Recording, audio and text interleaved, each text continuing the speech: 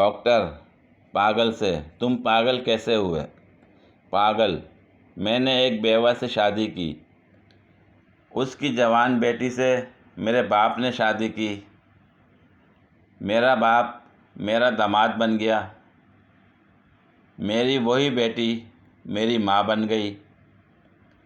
उनके घर बेटी पैदा हुई तो वो मेरी बहन बन गई।